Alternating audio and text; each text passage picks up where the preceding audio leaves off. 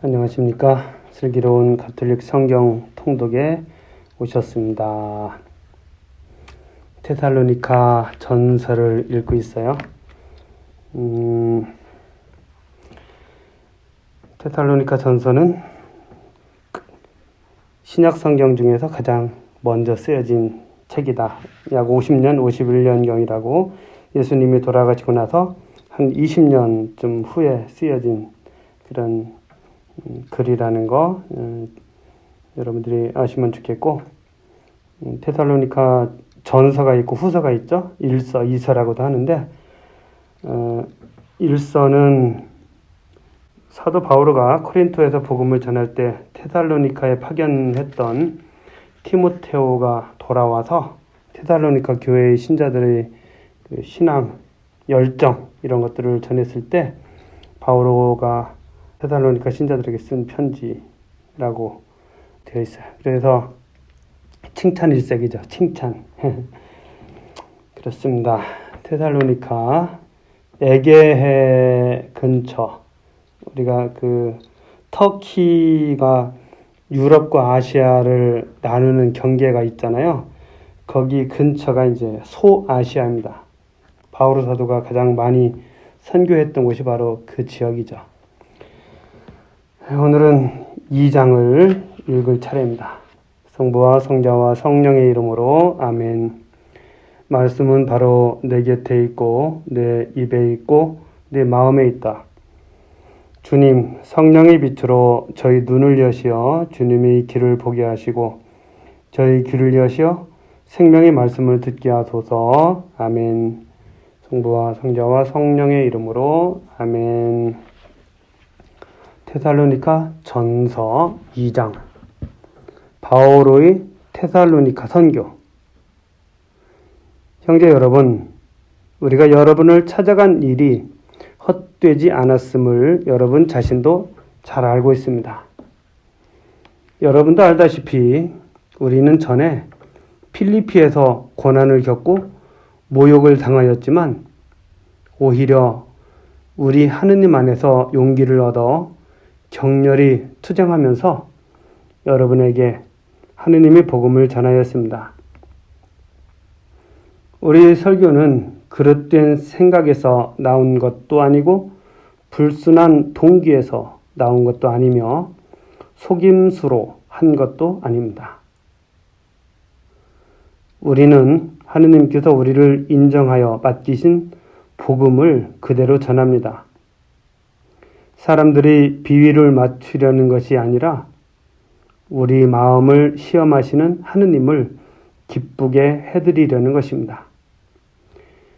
여러분도 알다시피 우리는 한 번도 아첨하는 말을 하지 않았고 구실을 붙여 탐욕을 부리지도 않았습니다.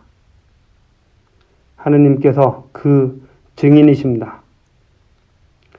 우리는 사람들에게서 영광을 찾지도 않았습니다.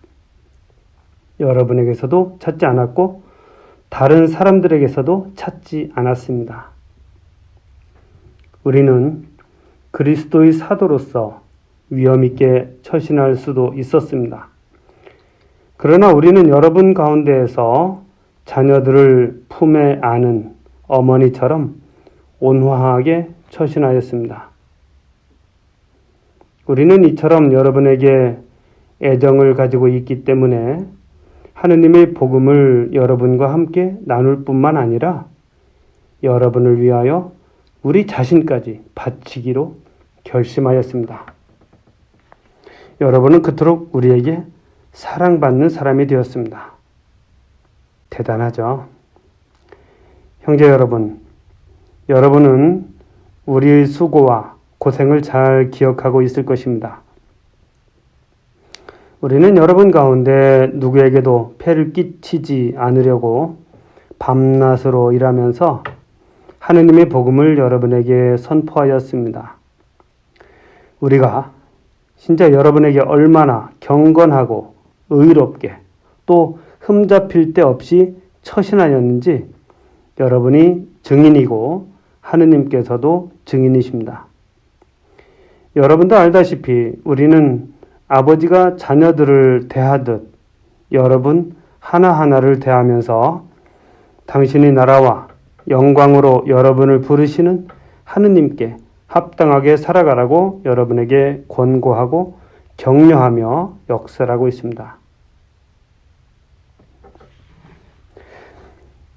우리는 또한 끊임없이 하느님께 감사를 드립니다. 우리가 전하는 하느님의 말씀을 들을 때 여러분이 그것을 사람의 말로 받아들이지 않고 사실 그대로 하느님의 말씀으로 받아들였기 때문입니다.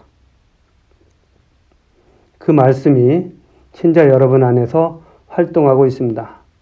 형제 여러분, 사실 여러분은 그리스도 예수님 안에서 살아가는 유다의 하느님 교회들을 본받는 사람이 되었습니다.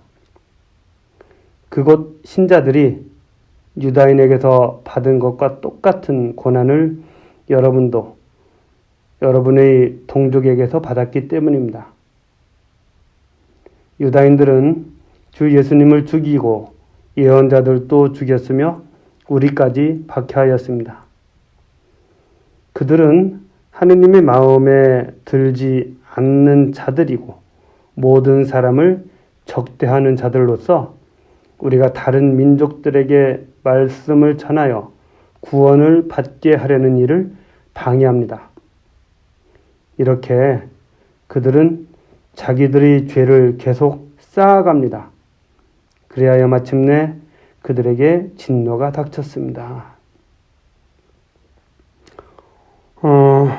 그래요. 바오로 사도가 테살로니가 신자들에게 얼마만큼 진실되게 대했는지 이런 것들이 나와 있고요. 그리고 아버지가 자녀들을 대하듯이 하나하나를 대했다 이런 이야기를 합니다. 한 분 한 분 여러분들 다 저에게는 다 소중한 분들이죠. 그리고 또 이 테살로니가 신자들도 아마 동족들로부터 박해를 받은 것 같아요. 유다인들 중에 신자들이 그랬듯이 테살로니가 신자들도 동족들로부터 박해를 받았다는 것을 여기서 이야기하고 있습니다.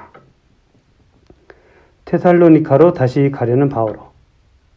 형제 여러분, 우리는 잠시이기는 하지만 여러분을 떠나 고아처럼 되었습니다. 마음이 아니라 몸만 떨어져 있을 뿐이지만 우리는 간절한 열망으로 여러분의 얼굴을 다시 보려고 갖은 애를 썼습니다. 사실 우리는 여러분에게 가려고 하였습니다. 나 바오로가 여러 차례 가려고 하였습니다. 그러나 사탄이 우리를 가로막았습니다. 우리 주 예수님의 재림 때 누가 과연 그분 앞에서 우리의 희망과 기쁨과 자랑스러운 화관이 되겠습니까? 바로 여러분이 아니겠습니까? 여러분이야말로 우리의 영광이며 기쁨입니다. 그래요. 여기 보면 바오로 사도가 자신이 고아처럼 됐다고 이야기하죠. 그렇게 살다 보면 신자들이 고아가 되는 게 아니고 신부가 고아가 되는 그런 느낌을 받을 때가 있다. 이런 생각이 들어요. 자, 3장. 그래서 우리는 더 참을 수가 없어. 우리만 아테네에 남아있기로 하고 우리의 형제이며 그리스도의 복음을 위한 하느님의 협력자인 티모테오를 여러분에게 보냈습니다. 여러분의 힘을 북돋아주고 여러분의 믿음을 격려하여 이 환난 속에서 아무도 흔들리지 않게 하려는 것이었습니다.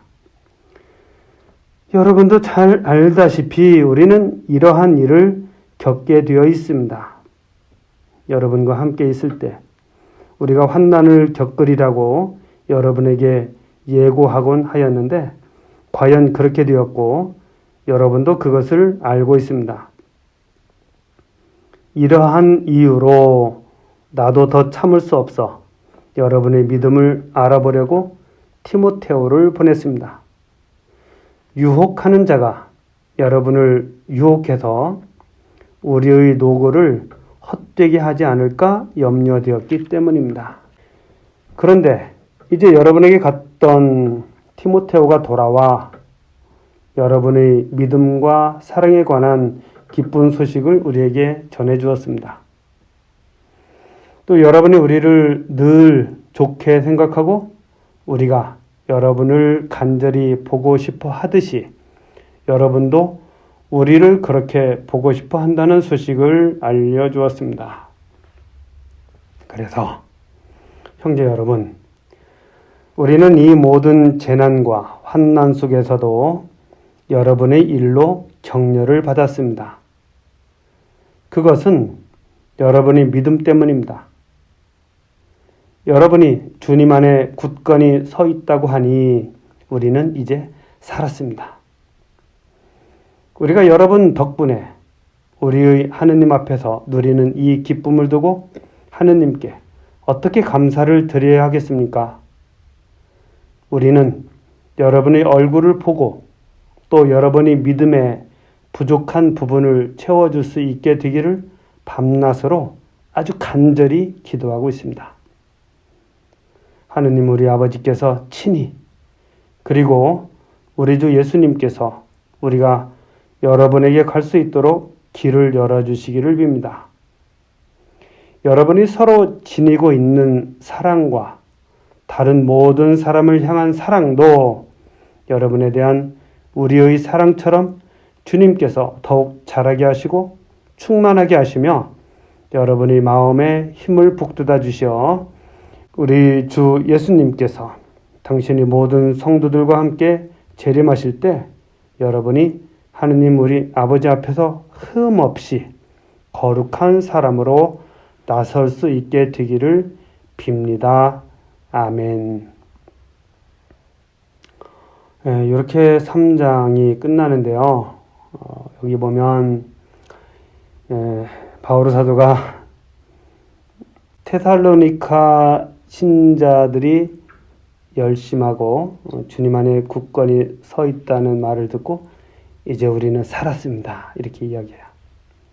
그러니까 테살로니가 신자들이 열심히 살아가는 것이 바오로 사도를 직접적으로 도와주는 것 이상으로 중요하다. 이런 이야기죠. 성직자와 또 신자들도 마찬가지죠. 신자들이 열심히 살아가는 것이 성직자들에게 또 수도자들에게 힘이 되는 것이죠. 직접적으로 도움을 주는 것도 감사하지만 그거 이상으로 여러분들이 잘 지내고 또 기쁘게 살고 신앙 안에서 잘 머무르고 은총 안에 살아가는 거 대단히 중요합니다. 자, 오늘 여기까지 하겠습니다. 성부와 성자와 성령의 이름으로 아멘. 말씀은 내 발의 등불이요 나의 길에 비추옵니다. 주님, 저희가 성경을 생명의 말씀으로 믿고 기도하며 살고 선포하게 하시어 언제나 성령 안에서 평화와 기쁨을 누리게 하소서. 아멘. 성부와 성자와 성령의 이름으로 아멘.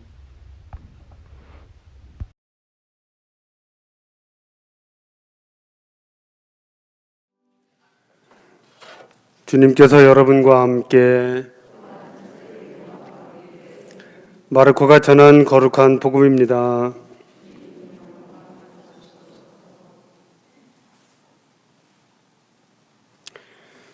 그때 예루살렘에서 온 바리사이들과 율법학자 몇 사람이 예수님께 몰려왔다가 그분의 제자 몇 사람이 더러운 손으로 곧 씻지 않은 손으로 음식을 먹는 것을 보았다. 본디 바리사이뿐만 아니라 모든 유다인은 조상들이 전통을 지켜 한 음금의 물로 손을 씻지 않고서는 음식을 먹지 않으며 장터에서 돌아온 뒤에 몸을 씻지 않고서는 음식을 먹지 않는다. 이 밖에도 지켜야 할 관습이 많은데 잔이나 단지나 놋그릇이나 침상을 씻는 일들이다. 그래서 바리사이들과 율법학자들이 예수님께 물었다. 어째서 선생님의 제자들은 조상들의 전통을 따르지 않고 더러운 손으로 음식을 먹습니까? 예수님께서 그들에게 이르셨다. 이사야가 너희 위선자들을 두고 옳게 예언하였다. 성경에 이렇게 기록되어 있다. 이 백성이 입술로는 나를 공경하지만 그 마음은 내게서 멀리 떠나 있다. 그들은 사람의 규정을 교리로 가르치며 나를 헛되이 섬긴다. 너희는 하느님의 계명을 버리고 사람의 전통을 지키는 것이다.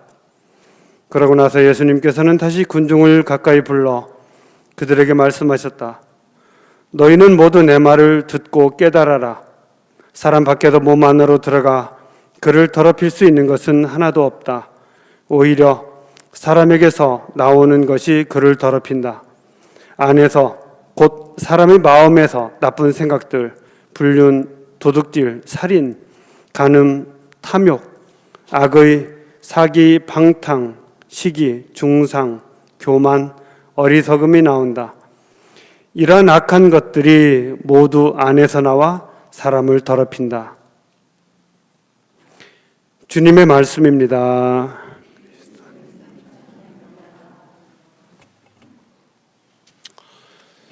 오소서 성령님, 반갑습니다.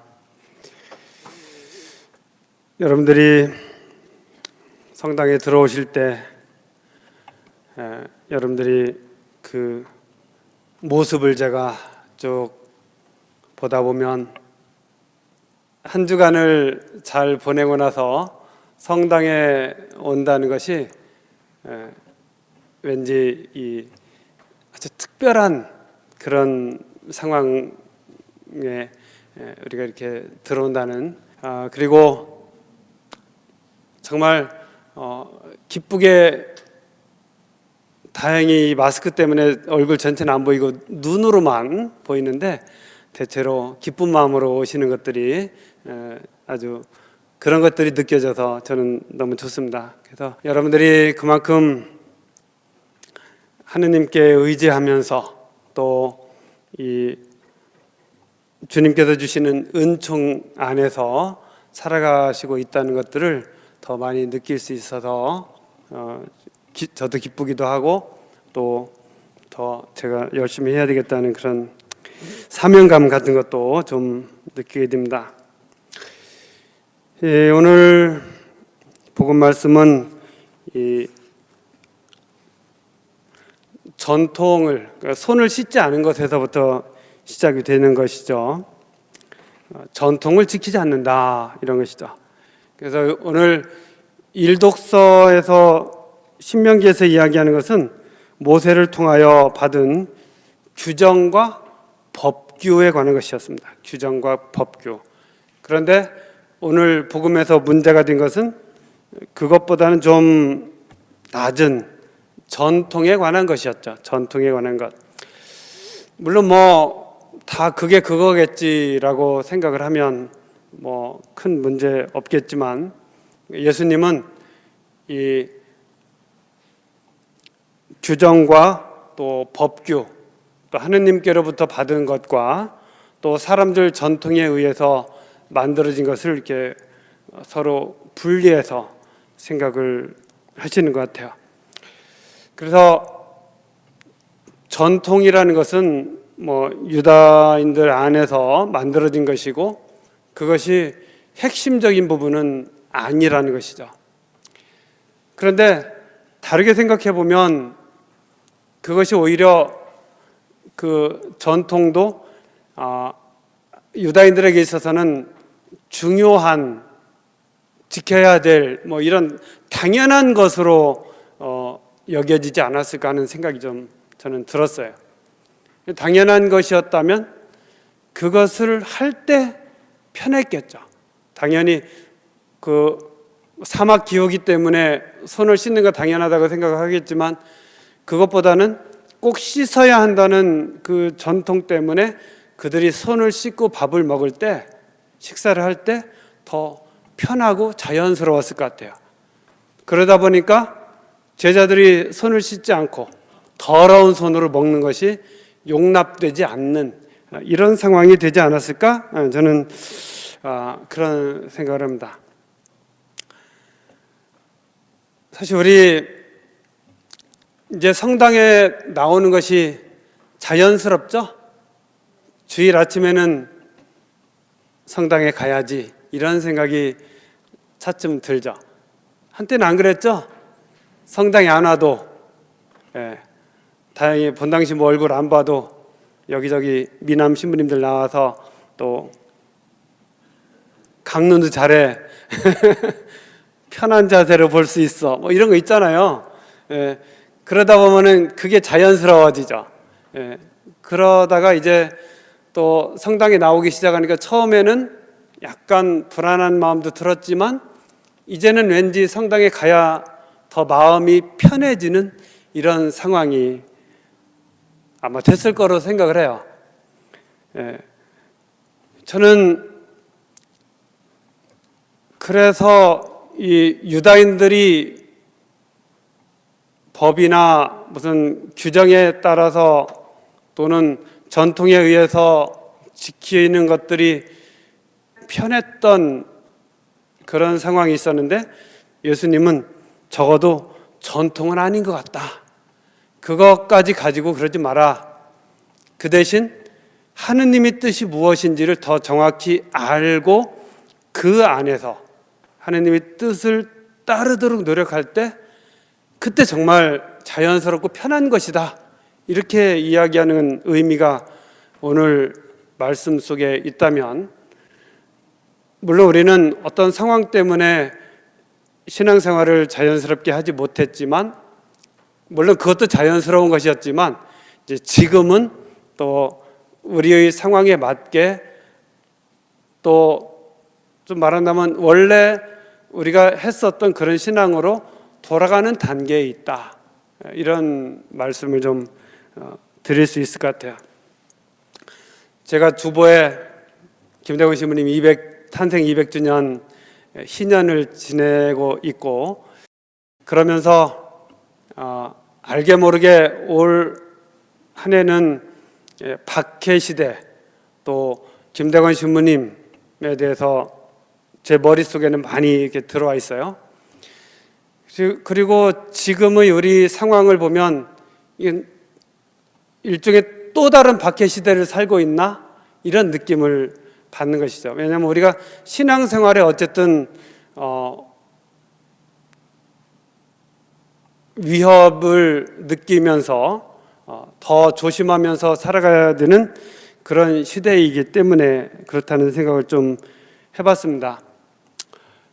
박해가 끝났을 때, 그리고 나서 종교의 자유가 주어졌을 때, 그때 우리 가톨릭 모든 종교들이 대단히 부흥을 하는 그런 시기를 맞이하게 됐죠. 그런데 박해 시대에도 교회는 계속 커지고 있었다. 신자들이 10,000명이 넘는 그 정도의 신자가 박해 시대에도 이루어졌다는 것은 그만큼 열성이 있기 때문에 그랬다는 것이죠. 그래서 저는 우리가 지금 이런 시대를 지내고 있지만 이런 시대가 지나고 나면, 아니면 꼭 확실히 끝나고 전과 같이 모든 것이 그 상태로 돌아가지 않는다고 하더라도 우리는 이 하느님 안에서 하느님의 공동체로서 다시 만들어갈 수 있고, 그리고 지나갔을 때는 훨씬 더 이전보다 더 큰 더 아름답고 더 편안하고 더 행복한 그런 공동체를 만들어갈 수 있고 또 그래야 된다고 저는 생각을 하는 것입니다. 그리고 제가 항상 이야기하지만 공동체는 본당 공동체 물론 가장 우선이지만 또 우리 모두의 집이라고 할 수 있는 이 지구도 포함이 되는 것이죠. 그래서 프란치스코 교황님께서 지난 50일의 지구의 날에 자연이 일단 파괴를 시작하면 이를 멈추는 것은 매우 어렵다. 이제는 행동할 때다. 이렇게 이야기를 했는데 그것도 마찬가지인 것 같아요. 제가 고기를 안 먹는다고 이렇게 하니까 식사 대접을 하면서 항상 고민을 하게 되죠, 조금씩. 근데 그게 자연스러워지지 않아요? 우리가 고기가 이산화탄소 발생에 중요한 역할을 하고 있다는 것을 자꾸 그런 기회를 통해서 느끼게 되고, 그리고 나서 보면은 지구를 위해서 내 삶이 조금씩 불편해지더라도 그것이 이제 자연스러운 것이 되는 것이죠. 우리 그렇게 해서 편안한 것이 자연스러운 것이 아니고, 내가 불편하지만 그것을 받아들이고 그 안에서 어떤 노력을 할 수 있을 때 저는 그게 편안해진다, 이렇게 생각을 하게 되는 것입니다. 신앙도 마찬가지, 공동체 건설도 마찬가지, 우리 생활도 마찬가지, 그런 면이 있다는 생각을 저는 많이 해요. 그래서 우리는 이제 새로운 시점에 와 있다. 세상을 위해서도 우리는 새로운 시점에, 신앙을 위해서도 새로운 시점에, 코로나 바이러스 때문에 가던 그런 길에서도 새로운 시점에 와 있고, 우리는 이제까지와 마찬가지로 이 새로운 시점에서도 주님의 은총 안에서 많은 것들을 새롭게 이루어 나갈 수 있다, 새롭게 만들어 나갈 수 있다는 그런 생각을 합니다. 그러기 위해서 우리에게 필요한 것이 무엇인가? 그것은 우리가 지속적으로 하느님께 의지하는 것이죠. 그리고 신앙인다운 모습으로 살아가도록 노력하는 것이라고 저는 생각을 해요.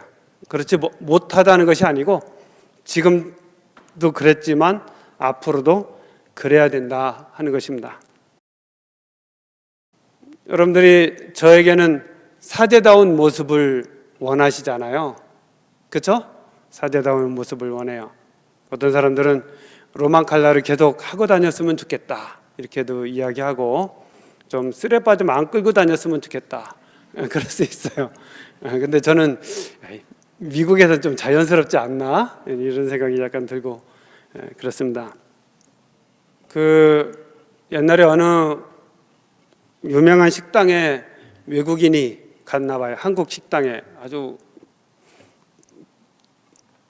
유명한 그 맛집에 갔는데, 점심시간에 그 맛집의 종업원들은 그 맛있는 그 맛집의 걸 먹지 않고 다른 걸 먹더라는 거예요. 그래서 갑자기 이 의아한 생각이 들었대요. 아니, 나는 멀리서 이 맛있는 걸 먹으러 왔는데 왜 이 맛있는 걸 이 집 사람들은 안 먹지? 우린 다 알죠? 맨날 그 음식만 먹고 살 수는 없잖아요.